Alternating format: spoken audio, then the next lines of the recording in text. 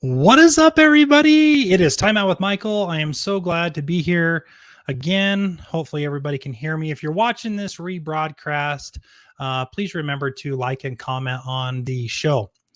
So it's been a minute. Happy New Year, everybody. I got a chance to jump into the studio and trying again to do this recording. So I won't be live completely, but I will jump on for comments later tonight.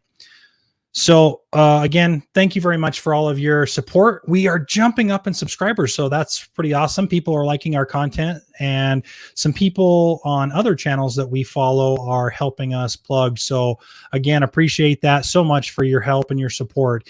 If you haven't already, share it with your friends. We are on Instagram, we're on Facebook, we are on YouTube. Share, click, like, follow, and hit that thumbs up button and the bell, the notification bell, so you don't miss any more timeouts. So what's up, everybody? I'm back to the fun format that I remember, that I love, and that I do so well with, and that is kind of the podcast format where I just go into details and talk and let people listen. So the hard thing about that is not everybody has the ability to listen or watch. And they have one or the other. So I'm trying to go back to that. So having my topics be more of, if you can watch, awesome. If you cannot, you at least can listen to them and, go down your way, down the road, listen to it. Or if you're in the office and you're trying to do some things, need something to listen to. So we'll go off of that. So with that being said, I wanted to talk about something that I've just really been thinking about lately, and it is on the subject of a couple things. As you can see, the title says cars, housing, building supplies, and food chains. And something that we are experiencing as of late in 2021 and spilling over to 2022 is the inflation of everything. And can I tell you, it has gotten out of control to the point that I have no idea how people are surviving. And when I say that, what I'm trying to figure out is, do you understand that a used car, average used car, which there's not very many out there, is $29,000? Who has that kind of money? Like, seriously ridiculous. Like 30 grand. That's what you go buy a new car for that. And they don't have new cars either, because they don't have the chips for the car. They don't have this for the car. And it's a vicious cycle out there. And we've already talked about this several times, but seriously, think about that. Like, you're buying a used car, and anybody who is 30 and above understands that when you buy that car, whether used or new, the second you drive that car off the lot, 10 grand gone. So now your car's worth 20,000. But in the market right now, like you can still, example, my truck that I own right now, I owe about $25,000 for it. Started kind of high. I have a big payment because I don't want to pay for it forever. Right now, they want to give me $47,000 for it. So they're going to give me $20,000 more for my truck than what I owe. I believe it. At one point it was only booking at like $33,000. So I wasn't completely upside down. I had a little bit of money into it, but then it's like these dealerships are sending me emails and giving me phone calls of, we want your truck. I mean, it has low mileage for the year it is, and the condition that it's all in. I don't put very many miles on my vehicle, and they want more money, which is, again, it's crazy to think that they want $20,000 more for my vehicle, because they're probably going to turn around and sell it for $30,000 more than what, they're going to turn around and sell it for $55,000, which whatever. But there's, so then I ask them, okay, so what do you have in comparison so that I can get either a newer or used vehicle? And they have nothing. There's nothing there. So I have a 1-ton 4-door Chevy GMC, however you want to look at it, and they want $47,000. the vehicles for 47,000 are 2 years older than what I currently have now in a 2018. They have 90,000 or plus more miles than what my truck has on it. Okay. So to be quite frank with this, my truck 2018 has 40,000 miles on it. Okay. Average person, let me do this on the calculator real quick. Average person drives 12,000 miles a year. Okay. And so 2018, so 19, 20, 21, and we're kind of going into 22, but let's just say 3 years. So times 3 years, we're at 36,000, right? Okay. Sorry.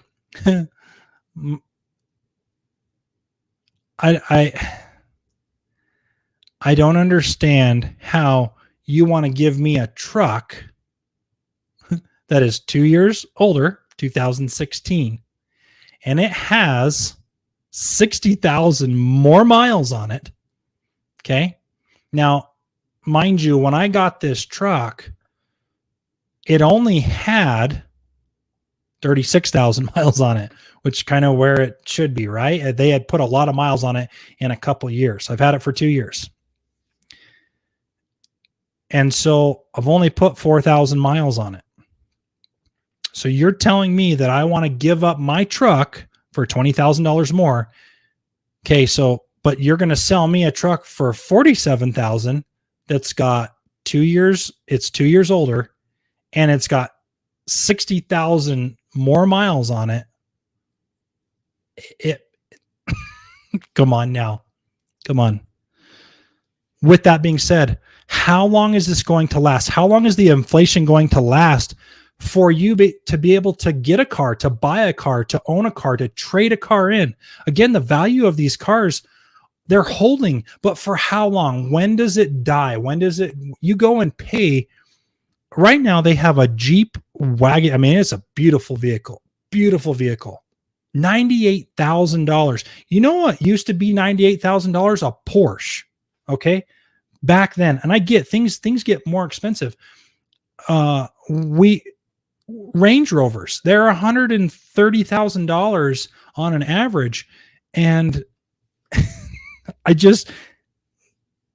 you get that truck. And these are high-end cars. Okay.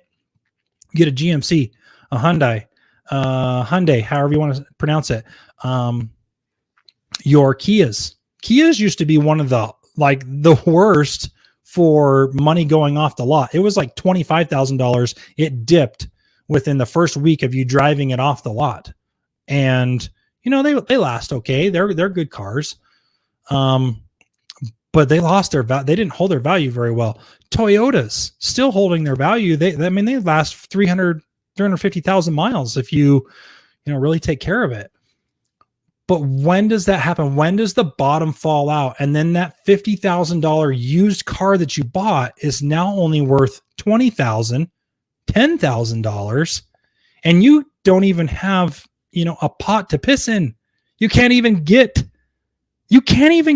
a decent truck for a decent price because you've just hung yourself. The car is now worth $12,000. You've paid on it for 4 years. Lord knows what your interest rate is, and you still owe $25,000. So now you're upside down that much more. So then you go trade in, and now you owe that much more, and it keeps compounding. When is enough going to be enough? The same goes for the housing market. The housing market blows my mind because all these people thought, oh, the housing market's going crazy. Like in Boise and Boise, Idaho, and Wyoming and Utah and several other states that I've looked at, the average price for a house is $500,000. And you know what you're getting for $500,000? Nothing. You don't have a 5-bedroom, 3-bath, 3-car garage on 1.5 acres with a pool and a shop. I mean, that's what you used to get for $500,000. And oh no, it's not that. And again, a lot of it has to do with your building supply demand that's gone up. The inflation on wood, electrical, building materials, it is nuts, nuts. And again, all these people. So average house, we'll just say average house in my area was like $200,000. Okay, and you could seriously sell your house for $400,000. But guess what? Everybody else got the same idea. So yeah, you sell your house for $400,000. It's really only worth $2. That's how much you owe. So you get $200,000 extra dollars. So now you can go buy that $400,000 house. But guess what? That $400,000 house is really just like your $400,000 house you just sold. You're just changing addresses. Okay. So here's the thing. You go buy a $500,000 house. So now you only made $1,000 really, or $100,000. And then in a couple years, a year, I'm thinking that the housing market's going to crash this year. But now your house that you just paid $535,000 for is now only worth $285 because the housing market crashed. And you owe how much? Did you really win? Did you really go through? Unless you own your house, unless you own multiple houses, and you're going to buy a house, sell your house for more, and then go buy a bigger house. If you don't have an idea or a plan, you're stuck. You're stuck. You're going to be stuck. And that's the scary thing that when is the bottom going to drop out? Building supplies. A couple years ago, a 2x4, a 2x10 by 16 was like $16, $17. And now it's like, well, it's gone down. It was like $48. That was huge. A piece of OSB, a flat piece of wood, OSB, your wood that you put on the walls, on the floor, those type of things. You could get those for, $20-$30, and now they were close to 100. And I'm probably exaggerating a little bit. I don't dabble in the wood and the construction like that, but it was ridiculous. The price was ridiculous. What was going on was ridiculous. What's going on is ridiculous. Chicken, steak, all of this stuff has gone up. And I get it. The demand, the supply. We have nobody that wants to work. No one wants to work. So we have to increase somewhere. So how do you increase that? You increase it on your goods, your cost of goods, into your travel stuff, into the transportation. Like no one wants to transport anything. It's crazy for me to think on how this is just playing out and what happens when the bottom drops out and nobody is prepared for it. Because I can tell you, they don't teach this in high school. They don't teach this in middle school. In fact, I actually did see that a school district in a state, it's either Pennsylvania or Indiana, has now put into place a requirement for 2022 that all graduating seniors for the spring semester and moving forward must take a class that teaches them about financial stuff, including loans and taxes. They used to teach this and they don't. And you go out there and you're like, oh, really? I can do this. And then you get stuck and hung and you wonder why you're paying Uncle Sam all this money. And you're wondering why you went out and got this $60,000 loan and you're paying, $80,000 for the loan now because, you missed a payment or you couldn't do things. So they put it on the back end, or you continue to buy and trade. Okay. It does make sense sometimes. Sometimes you have to refinance your house or refinance your car if you can do that. And it does make sense. But all you're doing is adding years onto your loan as well as interest onto your loan. So yes, your payment might go down from $600 to $400. Okay, awesome. but you've just added 2 years plus interest. So now instead of paying $8,000 of interest on something, now you're paying 10. So I understand some people are in a financial pickle, but you put yourself there in the first place because you made some poor decisions. You got some money from COVID, Uncle Sam, and you went out and bought a bunch of dumb shit instead of paying your bills, instead of taking care of rent and your utilities, which is power, gas, cell phone, TV, food, rent, all of these things. And you went and bought a new set of rims, a new stereo. Oh man, I needed that new TV. And now you're stuck and you're wondering why. So again, when does the bottom fall out? And you know, I wanted to talk about this and just have you think about it for a minute as you listen to this and the rebroadcast or the live show, whatever it is. But you have to sit down and do some math, and you have to sit down and really put together some things, because eventually this is all going to go away. We've already seen the COVID relief go away.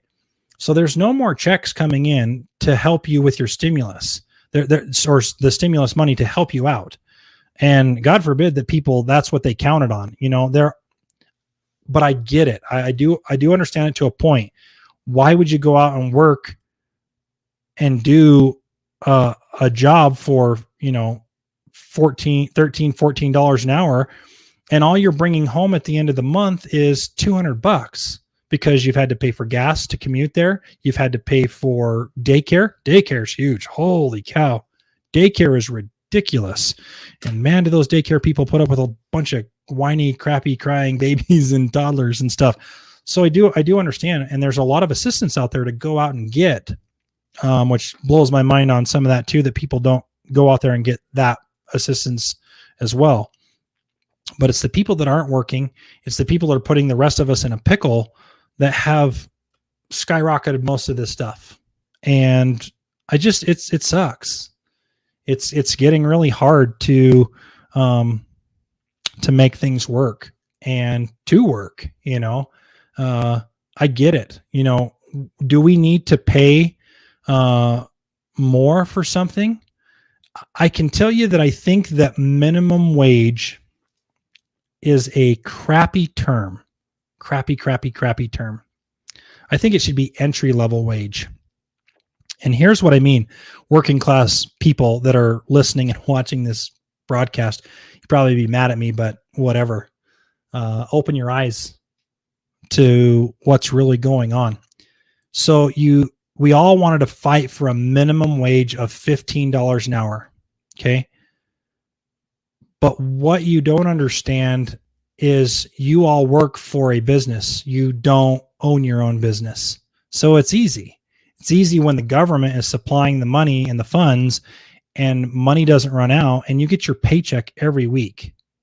You know, these bigger corporations that get their paychecks because this store is struggling, but because they have 700 chains, they can shuffle some of this money from the one that's doing well over to the one that is suffering. Now, when you're on your own business and you're a mom and pop, it's a little bit harder to do that because you still have to cater to the business.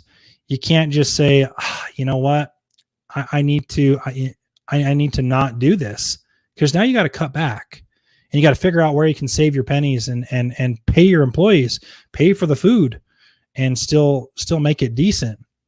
So you're trying to go against these corporate giants that are, you know, now putting out some of the minimum wages being, you know, $16, $17, $18 an hour I'm seeing in my area. I bet it's more in other places that, you know, California, they have their cost of living is more. So like their stuff, I get that we need to do that. But what you're not seeing is that now smaller businesses, mom and pop businesses are struggling.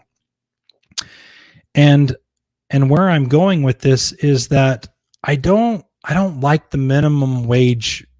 I think it should be entry-level wage because, you know, when you start a job, you have to earn it. You don't just get it because, oh, hey, I need a job and I deserve this because I'm working hard after 6 months.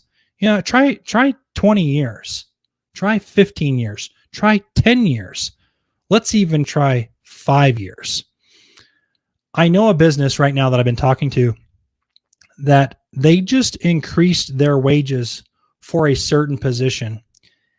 And what I can't understand is now somebody could come off the street and make that particular wage. And the person that's been there 4 years, 5 years, is now making the same. What's the incentive to want to stay and to go? See, so here's the vicious cycle. It's so hard to keep up with. But again, then no one wants to work part-time or full-time for that small wage. I get it. I understand. But us, right now, the society that we're doing has created this. Do you think that it's fair that somebody comes in and that's only doing fries on a line, or running a cash register, or bagging groceries, or running again, convenience store? That's just, again, I'm not trying to degrade any of you. I think we all deserve, what we put into it. But I don't think that the person that is coming in on an entry level job should get, 2-3 year wages simply because they can't live, they can't work, they can't afford.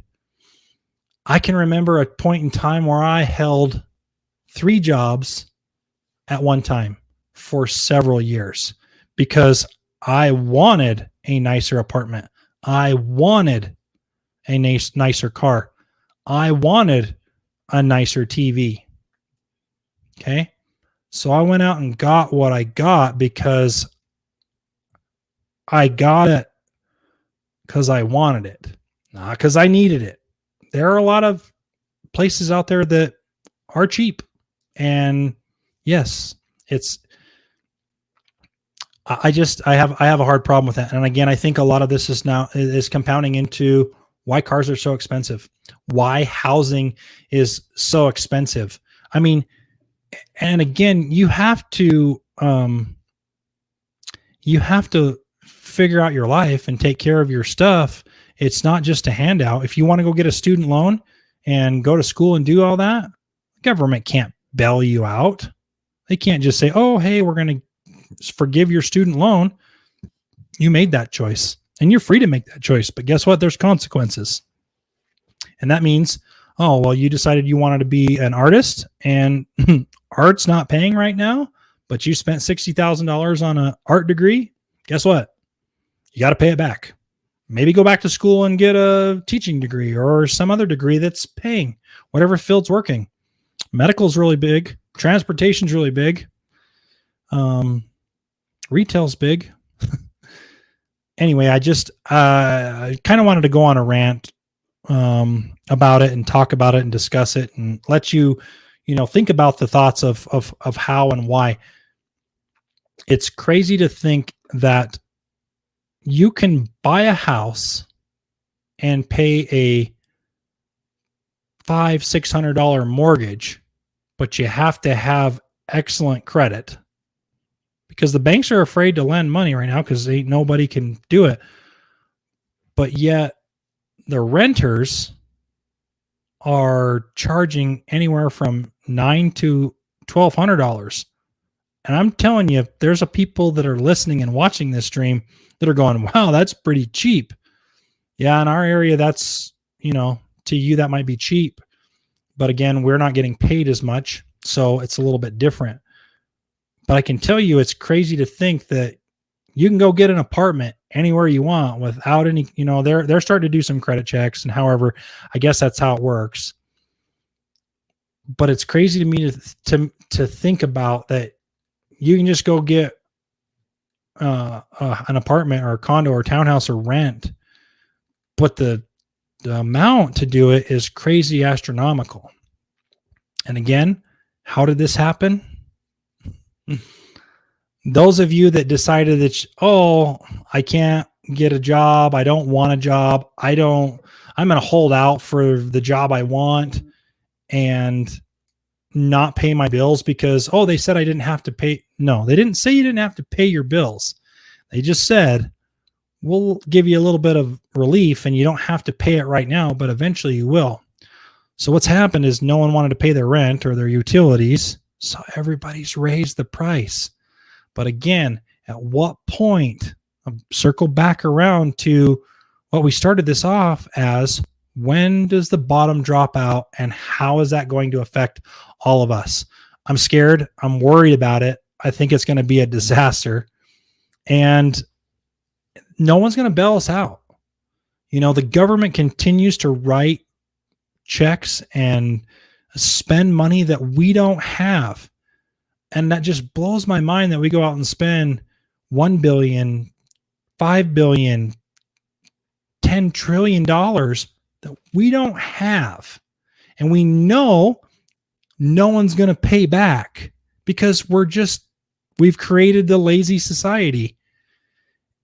And we keep doing that. Yet the government doesn't want to give us any money extra and not just say, okay, but they can continue to write these $1 billion bills and checks without anything, with not having it there. You can't just go to the bank and say, hey, I want to buy the new brand new TV for $1,000, but I only got $200 in my account. It's cool. Don't worry about it. Government does it all the time. See where I'm going with this? Anyway, it's fun to rant about this, and you probably all have your difference of opinion, and I love to see it. I'm not opposed to anything of what you have. And again, I just want to see what you have to say. Leave some comments while you're listening to the stream, after you're listening to the stream. It'll be fun to see what your take is on a few things. But it's again, to me, where I live, and let's think about this. I'm going to go off. This is kind of off the subject, but I can tell you right now, it matters where you grow up. It matters of how you were raised. It matters where you grow up as to the way you think about things. Okay. And we know this is true because I have some really good friends that think the complete opposite of me. And guess what? We're friends, and we get to have some heated conversations and debates because we're both very passionate about what we like and what we don't like, what we think is real, what we think is truthful, and what we don't, because of where we are brought up. Okay.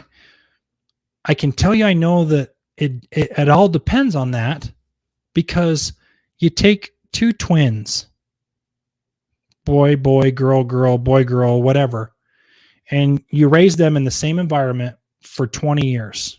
And then you move them apart in two different scenarios. One that's getting everything that they want and one that has to struggle. They come up totally different. We've seen this in some movies, right? But it's real life. I know, because my mom and my aunt are twins. They're two totally different people. They have two totally different views because of where they grew up, what they were brought up with, when they left, when they were together, when they were, younger. Everything was they had a lot of the same views. Some different. We're human. We have our different views, but a lot of things were the same. They thought about a lot of the same things. When they split and went their different ways, they had totally different views. They believed in different things. They still do, because of where they were brought up. Whether or not you're a twin or not, my brother, he has completely different views than I do, because he grew up in a different place. He grew up in a different area with different beliefs and views and thought processes. And, things were really, he had a lot of opportunities where maybe I didn't. So again, there's a lot of taken to that. And I want to know what your guys' thoughts are on this, and for you to really think about it, because it's different in every area. And, we talk about being kind to one another and listening to each other, but that's kind of it. You can do that, but you can't take away the difference and the thoughts of people and be rude to them and belittle them because that's their thoughts. That's what they are. And maybe they're not educated on it. Maybe, again, you see something different, but I can tell you, living in rural Wyoming, when we go to big cities, we see a lot of different things that maybe we don't see here, and our eyes are kind of opened up a little bit. But I can tell you, we're not really doing anything different than, big city USA. It's just we haven't got that technology, and then once we get it, maybe we see some different things. But I don't know. What are your thoughts? What are your concerns about this? Do you think that cars are going to continue to rise and prices are going to continue to go up where you can't afford to buy? It's crazy to think, like, you watch all these futuristic movies and you think about how only these people that have done their homework and fallen into something really good can afford a car or afford a house, and everybody else is walking, riding the bus, and they live in the slums. And it's crazy to think that is that where we're going to start to go. I just, again, it's crazy to me to think that a box of chicken used to cost $20 and now it's 70. And then people wonder why the prices are raising when you go out to eat. It's crazy to think that a house that only has 2 bedrooms, no garage, no yard, is $300,000, where you have a 4-bedroom house with a backyard, parking spots, 2 baths, and everything is up to date, and you can only get $200,000 out of it. It's crazy to me how that works. So I just wanted to jump on here because it's been on my mind. I've been thinking about this. When is the bottom going to fall out? When is it all going to catch up to us where we just go, ooh, this sucks, for those of us that aren't prepared?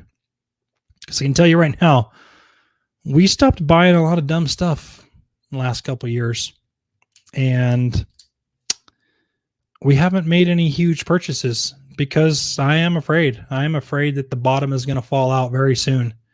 And I'd rather just not have a bunch of baggage behind me. So anyway, think about it. Appreciate you coming on the show. Appreciate you listening and watching.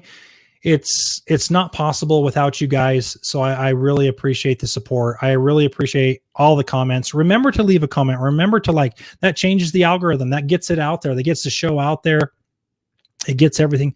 So people can listen, people can give us insight. I've had some people say, "Oh, your show is horrible." Okay, I'm not for everybody, and that's okay. I'm okay with that. I don't want anybody to be listening or watching my show that doesn't really want to be there, and that's cool. I don't mind. I'm not big yet. I'd love to be. That'd be sweet. Yeah. So let me know your thoughts. Follow us on Instagram, on Facebook, on YouTube. Like us, follow us, hit that little notification bell so you don't miss any more time out.